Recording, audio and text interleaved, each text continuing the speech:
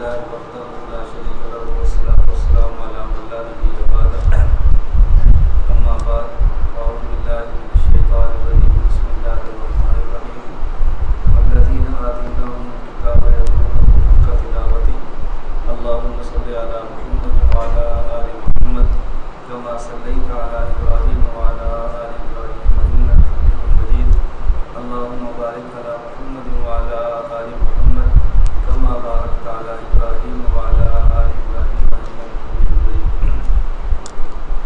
میرے اسباق کے دن ہیں پہلے 10 ہر انگریزی ماہ کی یکم سے لے کر 9 تک، تو اس کے بعد کے مسلسل سفر ہوتے ہیں. یکم سے لے کر 9 تک اگر میں سفر کروں تو خلاف معمول ہے، اور 10 سے لے کر 30 تک یہاں ٹھہروں تو یہ خلاف معمول ہے. تو میں نے پہلے سے آپ سے رکھ لیا کہ میرے اسباق کے دن یہ نہیں، کیونکہ میرے ذمہ اسباق میں سب سورہ تفسیر بھی ہے. سورہ تفسیر میرے ذمہ ہے، میں نے پڑھا ہے. میں تفسیر کے متعلقہ 2-4 چیزیں عرض کروں گا، باضابطہ انشاءاللہ اگر یکم کو اسباق شروع ہوئی انشاءاللہ. 2 چیزیں سمجھنے اور یہ بڑی سمجھ کر آگے عوام الناس کو سمجھانے والی. عام طور پر ایک آواز مدارس سے اٹھتی ہے اور ایک آواز کالج اور یونیورسٹی سے اٹھتی ہے. مدارس سے آواز اٹھتی ہے کہ قرآن کریم کی تفسیر صرف علماء سے پڑھے، غیر علماء سے نہ پڑھے. کالج اور یونیورسٹی سے آواز اٹھتی ہے قرآن کریم سمجھنے کا ہر بندے کو حق حاصل ہے. پروفیسر ہو، ڈاکٹر ہو، عالم ہو، کوئی بھی صاحب مطالعہ ہو وہ قرآن کریم کا درس دے سکتا ہے. علماء کی طرف سے اعلان ہوتا ہے مدارس سے اگر غیر عالم تفسیر پڑھائے گا تو نقصان ہوگا. یونیورسٹی اور کالج سے آواز اٹھتی ہے کہ نہیں، یہ سب پیٹ کے دھندے ہیں، لوگوں کو اپنا مرید بنانے کا بہانہ ہے. اگر کھلی چھٹی دیں گے تو لوگ مولوی ہو جائے ڈاکٹر سے تفسیر پڑھیں گے، اپنے مرید کم ہونے کا خطرہ ہے. اس لیے علماء آواز لگاتے ہیں کہ غیر عالم سے تفسیر نہ پڑھو. یہ 2 آوازیں مسلسل مارکیٹ میں چل رہی ہیں، اور باطل کو ان چیزوں کو بہانہ بنا کر علماء کے خلاف بولنے کا موقع بھی اثر آتا ہے. تو آپ اس بات کو اچھی طرح سمجھیں اور پھر آگے سمجھائیں. پہلے مسئلہ سمجھنا ہوتا ہے، پھر آگے سمجھانا ہوتا ہے. قرآن کریم کے بنیادی طور پر 3 حق ہیں. نمبر 1 قرآن کریم کو پڑھنا، نمبر 2 قرآن کریم کو سمجھنا، اور نمبر 3 قرآن کریم پر عمل کرنا. یہ بحیثیت مسلمان ہر مسلمان کے ذمہ ہے. قرآن کریم پڑھنا، قرآن کریم سمجھنا اور قرآن کریم پر عمل کرنا. قرآن کریم انسان خود پڑھنا چاہے تو نہیں پڑھ سکتا جب تک قاری، مقری اور مجود سے رابطہ نہ ہو. از خود آدمی قرآن کریم کو صحیح نہیں پڑھ سکتا، خواہ و عجم و خواہ و عرب. جو مادر اور پدر ذات عرب ہیں وہ بھی قرآن کریم کو تجوید سے پڑھنے کے لیے قاری کی خدمات کو لیتے ہیں، ورنہ نہیں پڑھ سکتے.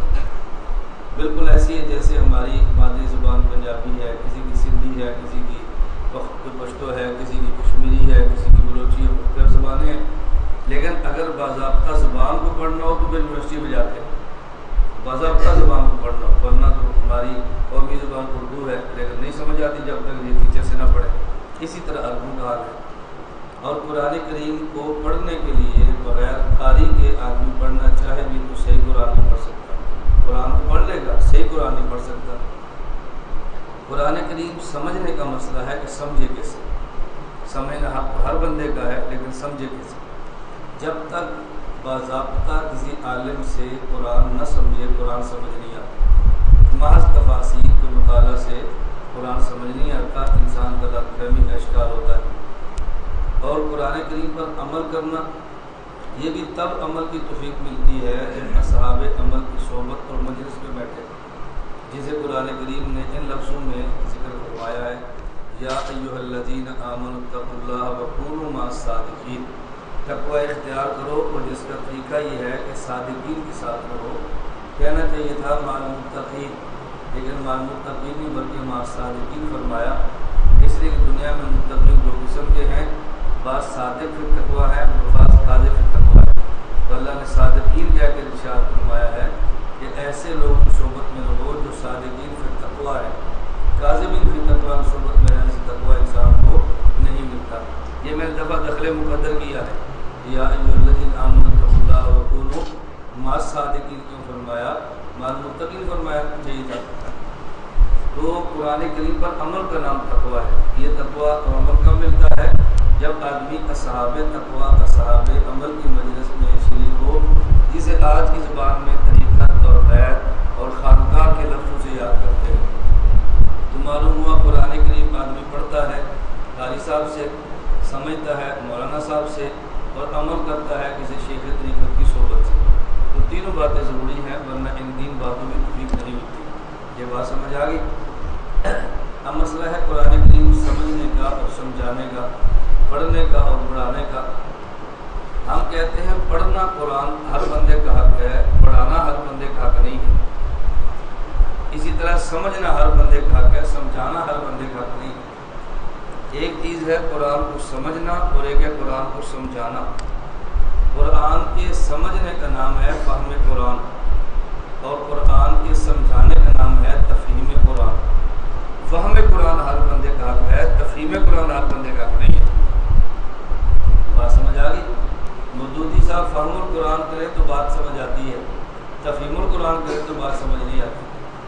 अमीर मौदूदी के फ़हम कुरान पे एतराज़ अलग है, तफ़हीम कुरान पे अलग है। वो कुरान करीम को समझने के ज़ाब्ते और है, समझाने के ज़ाब्ते और है।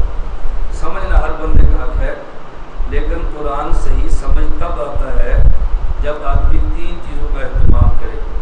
नंबर एक, अरबी ज़बान को अरबी मुहावरात के साथ समझे। नंबर दो,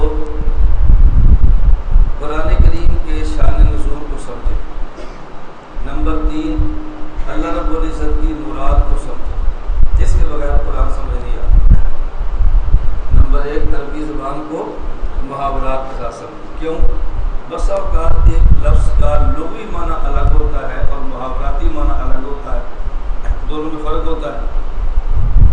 एक लफ्ज़ का लुग़वी माना अलग होता है, मुहावराती माना अलग होता है। सिर्फ लुग़त अरब को कुरान के समझने के लिए काफ़ी करार देना यह बहुत बड़ी गलती है। लुग़त अरब भी आए और मुहावरात अरब के साथ है। अगर लुग़त अरब मालूम हो और मुहावरात अरब मालूम हो, कुरान समझ में नहीं आता। मैं इसको समझाने के लिए कई एक मिसालें पेश किया करता हूँ कि हर ज़ुबान के अपने अपने मुहावरे हैं, हर ज़ुबान अपने अपने मुहावरे हैं। हदीस मुबारक में है कि हुज़ूर अकरम सल्लल्लाहु अलैहि वसल्लम ने अपनी अज़वाज मुत्तहरात रज़ी अल्लाह ताला अन्हुन्ना फरमाया, अस्रउकुन्ना बिलुक़न अतवलकुन्ना यदन, अस्रउकुन्ना बिलुक़न अतवलकुन्ना यदन। तुम में से मेरे पास सबसे पहले वो आएगी जिसके हाथ सबसे लंबे होंगे। रसूलुल्लाह सल्लल्लाहु अलैहि वसल्लम के जाने के बाद सबसे पहले इंतकाल हुआ है हज़रत ज़ैनब रज़ी अल्लाह ताला अन्हा का, और सबसे हाथ लंबे थे हज़रत सौदा रज़ी अल्लाह अन्हा के। इस पे अज़वाज मुत्तहरात को इश्काल हुआ कि रसूलुल्लाह सल्लल्लाहु अलैहि वसल्लम ने फरमाया सबसे पहले इंतकाल उसका होगा जिसके हाथ लंबे हैं। हाथ लंबे हज़रत सौदा के हैं, इंतकाल हज़रत ज़ैनब का है। अब ये तो नहीं हो सकता नबी पाक सल्लल्लाहु अलैहि वसल्लम का फरमान ठीक ना हो, हाँ ये हो सकता कि मैं हुज़ूर का फरमान समझ ना आया हो। तो बाद में इस फरमान पर गौर करने से अज़वाज मुत्तहरात इस नतीजे पर पहुँची कि अतवलकुन्ना यदन से अरब का लुग़वी माना मुराद नहीं है, बल्कि अरब का मुहावराती माना मुराद है।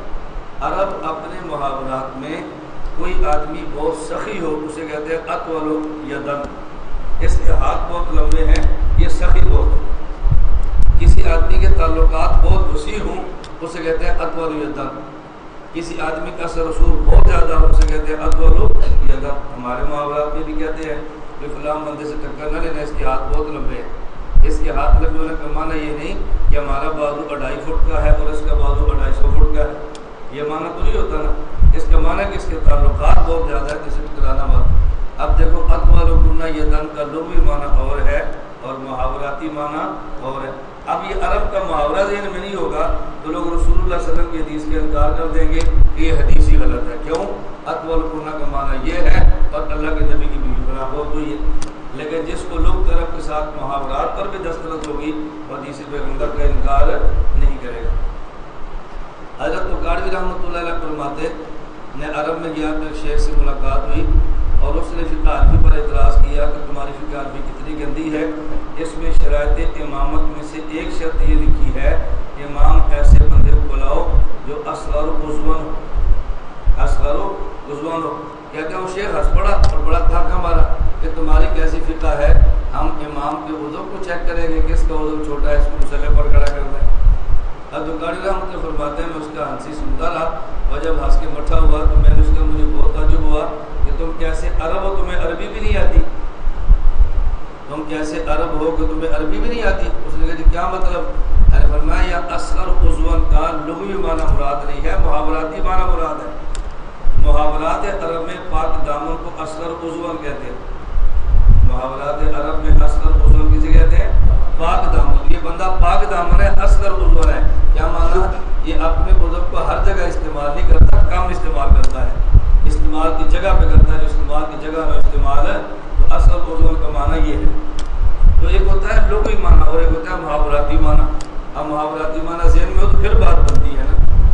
اسی طرح آپ نے سنا ہے کہ فارسی زبان کا شعر ہے، اور حضرت شیخ سعدی رحمۃ اللہ علیہ کا دوست آن باشد کے گیرت دستے دوست در پرشاں حال در ماندگی دوست آن باشد کے گیرت دستے دوست در پرشاں حالی و در ماندگی، یہ شعر ہے۔ اب دو دوست جا رہے ہیں، ایک کا مخالف سامنے آ گیا، اس نے اپنے مخالف کو پکڑا اور مارنا شروع کر دیا، اور یہ دو دوست جا رہے تھے، اس نے اپنے دوست کو پکڑ کے اس کو مروانا شروع کر دیا۔ جب وہ اس کی ٹھکائی ہو گئی تو وہ مار کے چلا گیا۔ اس نے کہا یار تم میرے کیسے دوست ہو، تمہارا حق بنتا تھا کہ میرا ساتھ دے کر اس کو مارتے، اگر یہ نہیں کر سکتے تھے تو مجھے اس سے بچاتے، اگر یہ بھی نہیں کر سکتے تو مجھے لڑنے تو دیتے نا، تم نے میرے ہاتھ پکڑ کے مجھے مروانا شروع کر دیا، تم کیسے دوست ہو؟ اس نے کہا میں نے بزرگوں کی نصیحت پر عمل کیا ہے۔ اس نے کہا کس بزرگ نے کہا کہ اپنے دوست کو مروایا کرو؟ تو نے کہا شیخ سعدی نے فرمایا دوست آن باشد کی گیرت دستے دوست در پریشان حالی و درماندگی۔ دوست وہ ہوتا ہے جو مشکل وقت میں اپنے دوست کا ہاتھ پکڑ لے۔ تیرے اوپر مشکل وقت ہے، میں نے تیرے ہاتھ پکڑ لیے، شیخ سعدی کی نصیحت پہ عمل کیا۔ اب اس کو دھوکہ کس سے لگا؟ اس نے اس شعر کا فارسی لغوی معنی سمجھا، حالانکہ شیخ سعدی لغوی معنی نہیں بلکہ محاوراتی معنی بنا دیا۔ یہ دوست ہوتا ہے جو مشکل وقت میں اپنے دوست کا معاون اور بازو بن جائے، یہ معنی ہوتا ہے ہاتھ پکڑنے کا۔ اسی طرح ہمارے یہاں پنجابی زبان میں محاورات چلتے ہیں، اردو زبان میں بھی چلتے ہیں۔ کسی انگریز سے اردو والے نے کہا کہ تمہیں اردو نہیں آتی، اس نے کہا میں نے سیکھ لی ہے، اس نے کہا میں نے ایک بات کہہ لی، تمہیں بغلیں جھانکنا شروع کر دینی ہے۔ اس نے بغلیں جھانکی، اس نے کہا میں نے کہا نا تجھے اردو نہیں آتی۔ بغلیں جھانکنے کا مطلب یہ نہیں کہ اپنی بغلوں کو دیکھے، بغلیں جھانکنے کا معنی کہ بندہ حیران ہو جائے۔ اب بغلیں جھانکنے کا لغوی معنی اور ہے اور محاوراتی معنی اور ہے۔ ایک انگریز تھا، اس نے پنجابی سے کہا کہ مجھے پنجابی ہے، اس نے کہا تجھے نہیں آئی، اس نے کہا مجھے آتی ہے، اس نے کہا میں جملہ بولتا ہوں مجھے ترجمہ بتا دے، اس نے کہا بولو، اس نے کہا بتاؤ ٹگا موتری کسے کہتے ہیں؟ ٹگا کہتے ہیں بیل کو، اور موتری کہتے ہیں چھوٹا پیشاب کرنے کو۔ پنجابی زبان میں چھوٹے پیشاب کو موتر کہتے ہیں، یہ موتر کر رہا ہے، چھوٹا پیشاب کرتا ہے۔ اس نے کہا بتاؤ ٹگا موتری کسے کہتے ہیں؟ اس نے کہا ٹگا موتری کیا ہے؟ بیل چلتا جائے اور پیشاب کرتا جائے، یہ ٹگا موتری ہے۔ اس نے کہا میں نے کہا تھا تجھے پنجابی نہیں آتی، ہمارے پنجابی زبان میں جب کوئی بندہ ٹیڑھا کام کرے نا، اسے کہتا ہے کہ یہ تو نے کام کیا ٹگا موتری کی ہے۔ جب بیل چلتا ہے تو پیشاب سیدھا نہیں کرتا، ایسے وہ لکیریں ٹیڑھی مارتا رہتا ہے، تو ٹیڑھا پیشاب کرتا ہے۔ اب ٹیڑھے کام کرنے کو پنجابی زبان میں کیا کہتے ہیں؟ ٹگا موتری۔ اب یہاں ٹگا موتری کا لغوی معنی مراد نہیں بلکہ محاوراتی معنی مراد ہے۔ تو قرآن سمجھ تب آتا ہے آدمی کو عربی زبان بھی آتی ہو اور ساتھ عرب کے محاورات بھی آتی ہو۔ محاورات عرب نہ آئے نا تو پھر قرآن سمجھ آ ہی نہیں سکتا۔ محاورات کو سمجھنا بہت ضروری ہے اور ماحول کو سمجھنا بہت ضروری ہے۔ جب تک ماحول نہ سمجھ آئے نا تو پھر بندے کو بات سمجھ آ ہی نہیں سکتی۔ میں بڑے اختصار سے بات کر رہا ہوں، تفصیل آپ اس کو صاحب علم ہے، آپ اس کو جتنے گھنٹے میں چائے پلائیں آپ پلا سکتے ہیں۔ میں نے 4 مثالیں دی ہیں، آپ 10 مثالیں اکٹھی کر لیں، آپ پشتو کی زبان اکٹھی کریں، فارسی اکٹھی کریں، سرائیکی اکٹھی کریں، اپنی اپنی زبانوں کی مثالیں اکٹھی کریں اور عوام کو سمجھائیں۔ قرآن کریم میں اس کی مثال کیا ہے کہ جب یہ قرآن کی آیت ہوتی ہے وَكُلُوا وَاشْرَبُوا حَتَّىٰ يَتَبَيَّنَ لَكُمُ الْخَيْطُ الْأَبْيَضُ مِنَ الْخَيْطِ الْأَسْوَدِ، کہ تم اس وقت تک کھاؤ جب تک سفید اور سیاہ دھاگا الگ نہیں ہے۔ آپ نے تفاصیل میں پڑھا ہے عدی بن حاتم، اور حاتم تائی کا بیٹا کتنا بڑا وہ ماتر 7 عرب ہے، عربی سمجھتا بھی ہے، مسلمان ہو گئے، صحابی بن گئے رضی اللہ عنہ۔ اب سحری کا وقت ہے، موسم بڑا رود ہے، اپنے تکیے کے نیچے انہوں نے ایک کالا اور سفید دھاگا رکھ لیا، دیکھا تو الگ الگ نظر نہیں آ، کچھ کھا لیا پھر لیٹ گئے۔ تھوڑی دیر بعد پھر اٹھے، پھر دیکھا لگ نظر نہیں آتا، پھر کچھ نوش فرما لیا، پھر نظر نہیں آتا، پھر کچھ تھوڑا سا کھا لیا۔ اب انہوں نے اللہ کے رسول صلی اللہ علیہ وسلم کی عرض کیا کہ یا رسول اللہ آج بڑی دیر تک سحری کا وقت رہا ہے۔ حضور فرمایا کیوں؟ انہوں نے کہا جی میں نے سیاہ اور سفید داغا رکھ لیا تھا اپنے تکیے کے نیچے اور بڑی دیر تک ان میں امتیاز نہیں ہوتا تھا، میں سحری کرتا رہا۔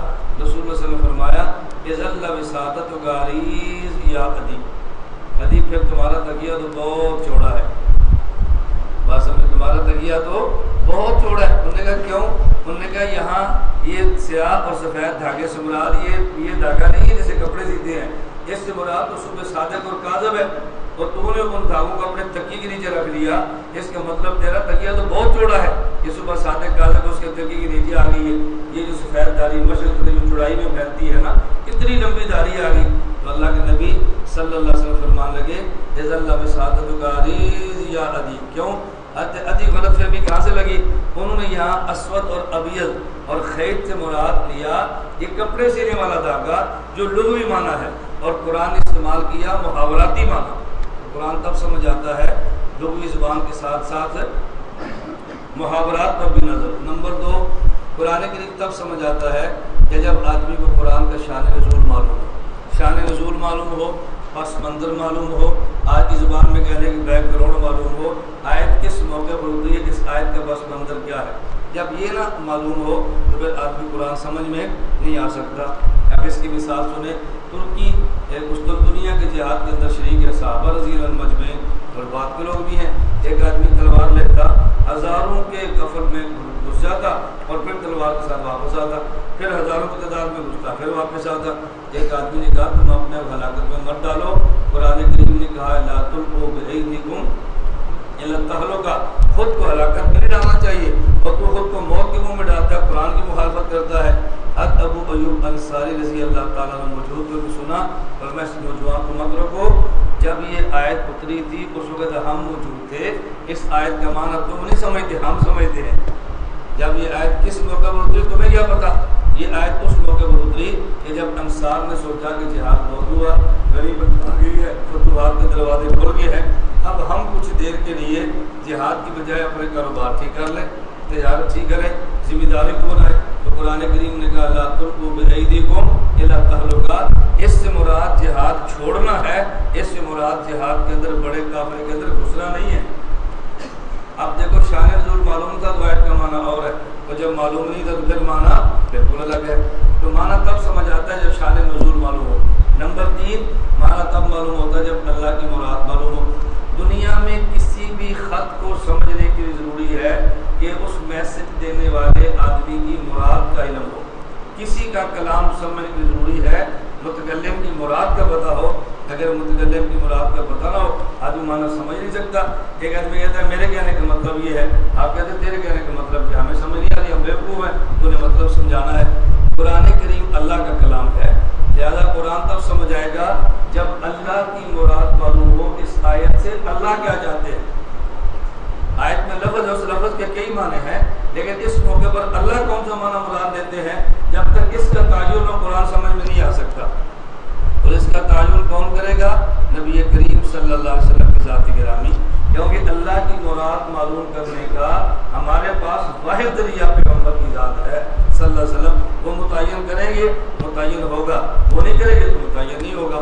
قرآن کریم کی آیت ہے الذین آمنوا ولم یلبسوا ایمانہم بظلم اولئک لہم الامن وہم مہتدون، یہ جو ایمان لائے اور ایمان کے ساتھ ظلم کو نہیں ملایا انہیں امن بھی ملے گا، انہیں ہدایت بھی ملے گی۔ آیت اتری، صحابہ چند حضور پاک صلی اللہ علیہ وسلم کی خدمت میں آ گئے، انہوں نے کہا یا رسول اللہ اس کا معنی ہمیں امن بھی نہیں ملے گا، ہمیں ہدایت بھی نہیں ملے گی۔ کیوں؟ قرآن کریم نے شرط لگا دی ہے نا، آمنوا ولم یلبسوا ایمانہم بظلم، یہ امن ایمان کے ساتھ ظلم نہ ملایا ہو۔ اینا لم یظلم شیئا، ہم میں سے کون سا شخص ہے کہ جس نے کچھ نہ کچھ ظلم کبھی بیشی نہ کی ہو، یا ظلم کا مفہوم وسیع ہے، کمی بیشی نہ کی ہو، ہم میں سے کون سا ایسا بندہ ہو سکتا ہے؟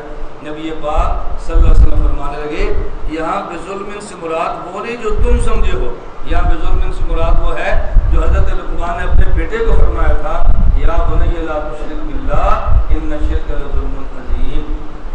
اب آیت کا معنی کیا بنے گا؟ الذین آمنوا ولم یشرکوا باللہ شیئا اولئک لہم الامن وہم مہتدون۔ اب دیکھو آیت آیت صاف ہوگی. لیکن آیت کب صاف ہو گئی؟ کیونکہ ظلم کے کئی معنی تھے. اب اس یہاں پر کون سا معنی مراد ہے اللہ کے نبی نے متعین فرما دیا اور بات بالکل کھل گئی ہے. اس کو اچھی طرح سمجھیں. میں ایک مرتبہ یا ملتان قریب قادر پورامہ ہے جہاں گیا تو وہاں قادر پورامہ مدرسہ ہے تلمبے عید گاہ میرا ایمن کی شاخ ہے. مولانا ریاض صاحب بڑے استاد ہیں وہاں کے. تو مجھے انہوں نے فرمایا جب آؤ تھوڑا سا وقت لے کر آنا ذرا. میں رات کو میرا چلا گیا وہاں مدرسے میں ٹھہرا. تو مجھے انہوں نے فرمایا کہ یہاں ایک قریب قادر پورامہ میں سیٹ ہے, اب تو مر گیا, وہ بہت بڑا ذمہ دار تھا. اس کے مولانا طارق میر صاحب گئے ہیں دعوت دینے کے لیے. اس نے آگے بحث شروع کر دی. اس نے بحث شروع کر دی. عذاب قبر کو نہیں مانتا, جماعت المسلمین کا تھا. تو نے کہا قرآن کریم میں نہیں ہے. مولانا نے کو سمجھایا بھائی ہر بات قرآن میں نہیں ہوتی, مسئلہ قرآن میں ہوتا ہے, اس کی تشریحات حدیث میں ہوتی ہیں. جیسے زکوٰۃ ہے, روزہ ہے, حج ہے, مسئلہ قرآن میں ہے, تشریحات حدیث میں ہے. اس طرح عذاب قرآن میں ہے, اس کی تشریحات قبر کے عذاب حدیث میں ہے. اس نے کہا حدیث سب جھوٹ کا پلندہ ہے, میں نہیں مانتا. بس اب وہ ٹٹ گیا. مولانا نے سمجھایا لیکن وہ نہیں سمجھا. اب ظاہر مولانا مناظر پوچھے دی, مولانا کو نہیں پتا اس کو پکڑنا کہاں سے ہے نا, وہ اپنی ترتیب پر سمجھاتے ہیں. مجھے ساری بات سمجھ آ گئی. خیر میں چلا گیا. میں سمجھ گیا کہ اس کو حدیث کے بغیر بات تو ہونی نہیں ہے, لیکن لگتا ہے حدیث کے نام سے اس کو چڑ ہے. نام حدیث کا لو, اس کے اصل مرض سمجھو اور اس مرض سے اس کا علاج کرو. خیر میں جب کیا بات شروع ہوگی تو میں بڑا خلاصہ بتا. اس نے کہا جی قبر کا عذاب حدیث میں ہو تو قرآن میں تو مان لیں گے, نہیں قبر تو نہیں مانیں گے. میں نے کہا چلے میں قرآن پڑھتا ہوں. یثبت اللہ الذین آمنوا بالقول الثابت فی الحیاۃ الدنیا وفی الآخرہ. اللہ اہل ایمان کو کلمہ طیبہ کی برکت سے ثابت قدم رکھتے ہیں دنیا میں اور قبر میں. اور یہ کہتے ہیں یہاں تو قبر نہیں, یہاں تو آخرہ ہے. آپ نے اس کا معنی غلط کیا ہے. میں نے کہا بھی موت کے بعد کا سارا زمانہ آخرت ہوتا ہے نا. کہتے ہیں جی ہاں. میں نے کہا کس موقع پر آخرت کا کون سا حصہ مراد ہے, یہ کون بتائے گا؟ اس نے کہا جی اللہ کے نبی بتائیں گے. میں نے کہا جی تو قرآن اتنا وہی سمجھائیں گے نا. اس نے کہا بالکل وہی سمجھائیں گے. میں نے کہا الآخرہ کا یہاں کون سا حصہ مراد ہے, یہ کس نے سمجھانا ہے؟ رسول اللہ صلی اللہ علیہ وسلم نے. آپ حدیث کو اللہ کے نبی سے بتا دو یا آخرت سے مراد حشر ہے, میں آپ کی بات مان لیتا ہوں. میں اللہ کے نبی سے بتا دیتا ہوں یا آخرت کا معنی قبر ہے, تم مان لو. اس نے کہا جی ٹھیک ہے. اب میرے پاس حدیث کتاب موجود تھی, میں نے کھول لی. میں نے کہا دیکھو اللہ کے نبی سے فرمایا کہ جب میت کو قبر میں رکھتے ہیں وَيُنَادِي مُنَادٍ مِّنَ السَّمَاءِ, فرشتہ اعلان کرتا ہے اَفْرِشُوا مِنَ الْجَنَّةِ, جنت کا بچھونا دو. البسوا مِنَ الْجَنَّةِ, اس کو جنت کے لباس دو. وَافْتَحُوا بَابًا إِلَى الْجَنَّةِ, جنت کا دروازہ کھول دو. فَيَأْتِيهِ مِن طِيبِهَا وَرَوْحِهَا, جنت خوشبو ہوا اس کی خبر میں آتی ہے. آگے میرے پاس نے فرمایا تو فرشتہ کہتا ہے نم کا نمت العروس, کہ عبداللہ کی طرح سو جا. فرمایا فَذَلِكَ قَوْلُ اللَّهِ يُثَبِّتُ اللَّهُ الَّذِينَ آمَنُوا بِالْقَوْلِ الثَّابِتِ فِي الْحَيَاةِ الدُّنْيَا وَفِي الْآخِرَةِ. دیکھو یہ آخرت کا معنی قبر اللہ کے نبی نے بتایا ہے. اب وہ تو ضد میں آ گیا لیکن پورا مجمع سمجھ گیا. ایک آدمی بہت سمجھدار تھا, اس نے بحث کو ختم کرنے کے لیے اس نے کہا مولانا صاحب آپ آئے مطالعہ کر کے, آپ آئے تیاری کتابوں کے ساتھ, ہمارے بزرگوں نے کتابیں باہر رکھے میں وقت ہے, ہم دوبارہ پھر آپ سے بات کریں گے. میں نے کہا بہت اچھا, ہم دعا کر اٹھ گئے. اب پورا مجمع بدل گیا اور پورا ڈیرا وہاں سے گزر گیا اور مسئلہ سب کو سمجھ آ گیا. اب یہ پالیسی اختیار کیوں کی؟ اگر بوڑھے تو ماننا نہیں تھا, 80 سال کا بابا کا ماننا تھا نہیں, اور ضد میں ہم اس کو لانا نہیں چاہتے تھے. تو بات سمجھ آ گئی اس کو بھی, لیکن ضد کا علاج نہیں ہوتا اور عوام کے سامنے بات کھول گئی. ہمیں بات کیا کہہ رہا تھا, آخرت کے معنی کو تعین کرنا کس کے ذمہ ہے؟ بھائی موت کے بعد آخرت ہی ہے نا. اب یہاں پر آخرت کا کون سا مفہوم مراد ہے؟ قبر ہے, حشر ہے, منشرات ہے, جنت و جہنم ہے. یہ رسول اللہ متعین فرمائے تو متعین ہوتا ہے, اللہ کے نبی متعین نہ فرمائے تو متعین نہیں ہوتا. میں اس کی مثال سمجھانے کے لیے دیا کرتا ہوں. ہم یہاں بیٹھے ہیں, اب اگر کوئی بندہ آپ سے پوچھے بھائی آپ کہاں پڑھتے ہو, آپ نے کہنا سرگودا, یہ کہیں گے نا. تو بندہ پڑھی آپ سے پوچھے آپ تخصص کہاں کرتے ہیں, تو آپ نے کیا کہنا ہے؟ سرگودا. اچھا یہ بتاؤ اگر کوئی سرگودا والا بندہ آپ سے پوچھے تخصص کہاں کرتے ہو, آپ نے کیا کہنا ہے؟ سرگودا. اس نے کہنا مجھے سرگودے کا تو پتا ہے, بھائی سرگودا میں کون سی جگہ ہے؟ آپ نے کہنا 87 کلو. اب دیکھیں باہر والے کو سرگودا کہنا کافی ہے, لیکن سرگودا والے کو سرگودا والا کہنا کافی نہیں ہے, اسے جگہ بتانی پڑے گی کہ سرگودے کا مفہوم جو وسیع ہے. تو دنیا کے مقابلے میں آخرت کہہ دینا کافی ہے. اور آخرت میں سے کون سا حصہ ہے یہ تعین تب ہوگا جب رسول اللہ فرمائیں گے, وگرنہ اس کا تعین نہیں ہو سکتا. اب میں نے بات آپ خدمت میں عرض کی ہے, قرآن سمجھ آتا ہے جب 3 باتیں معلوم. نمبر 1, عربی زبان محاورات عرب کے ساتھ ہے. نمبر 2, آیات کا شان نزول معلوم. نمبر 3, آیات کی اور کلام اللہ کا مراد معلوم. اب محاورات عرب آئیں گے عربی ادب سے، شان نزول معلوم ہوگا پیغمبر کے صحابہ سے، اور مراد کا تعین ہوگا رسول اللہ صلی اللہ علیہ وسلم کی حدیث سے۔ تو معلوم ہوا فہم قرآن کے لیے عربی ادب بھی ضروری ہے، پیغمبر کے صحابہ کا فہم بھی ضروری ہے، اور احادیث پیغمبر بھی ضروری ہے۔ ان تین میں سے ایک چیز کو چھوڑ دے تو قرآن سمجھ میں نہیں آتا۔ تو صرف عربی پر ناچنا کہ مجھے عربی آتی ہے میں قرآن سمجھتا ہوں، بتاؤ کتنی بڑی بیوقوفی۔ بات سمجھ آ گئی آپ کو؟ جو میں کہہ رہا تھا یہ ہے فہم قرآن۔ قرآن سمجھانے کے لیے یہ تین چیزیں چاہیے، قرآن سمجھنے کے لیے اور قرآن سمجھانے کے لیے 15 علوم چاہیے۔ یہ تو آپ نے پڑھا ہے نا، تفسیر کے لیے کتنے علوم ہیں؟ اس میں صرف ہے، نحو ہے، بلاغت ہے، معنی ہے، بیان ہے، بدیع ہے اور ناسخ منسوخ ہے۔ تو یہ سارے علوم اس کے لیے چاہیے، تو پھر جا کے قرآن بندہ سمجھا سکتا ہے۔ تو فہم قرآن الگ چیز ہے، تفہیم قرآن الگ چیز ہے۔ ہم کہتے ہیں فہم قرآن ڈاکٹر کا حق ہے، تفہیم قرآن ڈاکٹر کا حق نہیں ہے۔ فہم قرآن پروفیسر کا حق ہے، تفہیم قرآن پروفیسر کا حق نہیں۔ قرآن ہر بندہ سمجھے لیکن ہر بندہ سمجھائے نہ۔ سمجھنا ہر بندے کی ذمہ ہے، سمجھانا ہر بندے کی ذمہ ہے۔ اس کی مثال سمجھ لو، ہم پاکستان میں رہتے ہیں اور پاکستان کی قانون پر عمل بھی کرنا ہے، رہتے جو ہے، لیکن قانون پر عمل کرنے کے لیے قانون سمجھنا ہر بندے کا حق ہے، لیکن قانون کی شرح ہر بندے کا حق نہیں۔ آپ اس پر مولانا صاحب سیشن کورٹ میں جائیں اور قانون کی شرح شروع کر دیں، جج آپ کی بات سننے کے لیے تیار نہیں ہوگا۔ ڈاکٹر جائے جج بات نہیں سنے گا، پروفیسر جائے جج بات نہیں سنے گا، انجینئر جائے جج بات نہیں سنے گا۔ جج نے کہنا ہے آپ کے پاس کیا اتھارٹی ہے، آپ قانون کی شرح کرتے ہیں۔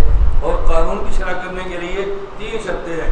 نمبر 1 کوئی آدمی باقاعدہ لا کرے، نمبر 1 کیا کرے؟ لا کرے۔ نمبر 2 وہ بندہ عدالت میں پریکٹس کرے۔ نمبر 3 عدالت اس کو ڈگری جاری کرے۔ اگر لا کیا ہو، پریکٹس کی ہو اور پھر عدالت ڈگری جاری کرے تو یہ قانون کی شرح کر سکتا ہے، لیکن قانون کو سمجھنا ہر بندے کی ذمہ داری ہے۔ ہم کہتے ہیں جس طرح پاکستان کے قانون کو سمجھنے کے لیے ہر بندے کا حق ہے، لیکن قانون کی شرح ہر بندے کا حق نہیں۔ قرآن سمجھنا ہر بندے کا حق ہے، قرآن سمجھانا ہر بندے کا حق نہیں۔ فہم قرآن ہر بندہ کرے لیکن تفہیم قرآن ہر بندہ نہ کرے۔ تو قرآن کریم پڑھنا، قرآن سمجھنا، قرآن پہ عمل کرنا ہر بندے کا حق ہے، لیکن مفسر بن کے تفسیر کرنا ہر بندے کا حق نہیں۔ سمجھ آ گئی؟ مولوی صاحب خوش ہو؟ سمجھ آ گئی؟ چلے بس آج کے سبق اس کو ذہن میں رکھ لو۔ یہ میں نے بڑی بنیادی باتیں آپ کی خدمت میں عرض کی ہیں، اور اس طرح 2-4 اور باتیں ہیں میں تفاصیل کل کا شروع میں عرض کر دوں گا۔ بدعا فرمائے کہ ترتیب بنی رہے۔ میں نے ابھی نا لاہور نکلا، میں نے 11 بجے لاہور پہنچ رہا ہے اور دیکھیے 9:15 یہاں پر ہو گیا۔ میں نے 11 بجے لاہور ملاقات کا وقت دیا ہو، ایک بندے 11 سے 11:30 اور 9:15 ہو گیا۔ اور ابھی ہمارا گاؤں کا مسئلہ بھی ہم نے وہاں بیٹھنا ہے، اس کو نمٹانا ہے، پھر یہاں سے نکلنا ہے۔ آپ ٹف ٹائم کا اندازہ کر سکتے ہیں۔ 11:30 کے بعد پھر میں نے 12 ایک اور کو وقت دیا ہے، پھر میں 1:30 بجے 10 کا وقت دیا ہے۔ اللہ کا منظور ہو تو انشاءاللہ مغرب ہم نے آپ کے پاس پڑھنی ہے، یا ہمارا ایک اور کام ہے جس کے لیے میں یہاں ہے، پھر میں نے شہر جانا ہے، پھر واپس آنا ہے، اور پھر صبح انشاءاللہ اللہ نے چاہا تو آپ کو سبق بھی ہوگا۔ یہ اتنا مشکل کام ہے کہ آپ اندازہ نہیں کر سکتے۔ فرق صرف اتنا ہے چونکہ میں چھوٹا ہوں تو آپ کو سمجھ نہیں آتی۔ یہی بات ہے مدنی کرتے سارے بند کہتے ہیں دیکھو وقت میں کتنی برکت تھی۔ ہم جو کہ چھوٹے ہیں نا، چھوٹے ہی ہوتے ہیں، ان کو سمجھتا۔ میں کل چکوال گیا تھا، متفسرین جمع کیے، میں نے ان کو یہ بات سمجھائی۔ ہمارے حضرات اکابر دنیا سے جا رہے ہیں، ہم اکابر کے سراغ پورے نہیں کر سکتے، لیکن ان کے نقش قدم پر چلنے کی کوشش تو کر سکتے ہیں کہ نہیں؟ حضرت شیخ سرفراز چلے گئے ہیں، حضرت قاضی مظہر صاحب چلے گئے ہیں، حضرت توسیع چلے گئے ہیں، حضرت قاضی رحمۃ اللہ چلے گئے، یہ بڑے بڑے چلے گئے جو ہمارے مسلک کے قابل مشہور تھے۔ ہم وہ نہیں بن سکتے لیکن ان کی نقلیں تو اتار سکتے ہیں نا، اللہ اس نقل کو اثر بنا دیں گے۔ ہم شیخ الاسلام مولانا مدنی نہیں بن سکتے لیکن حضرت کے طرز پر کوشش تو کر سکتے ہیں نا، ہم کوشش کریں۔ باقی ملانا کام تو اللہ کے ذمہ ہے، ہمارے ذمہ نہیں ہے۔ محنت ہم کریں، نتائج اللہ تعالیٰ فرمائیں گے۔ اللہ مجھے اور آپ سب کو عمل کی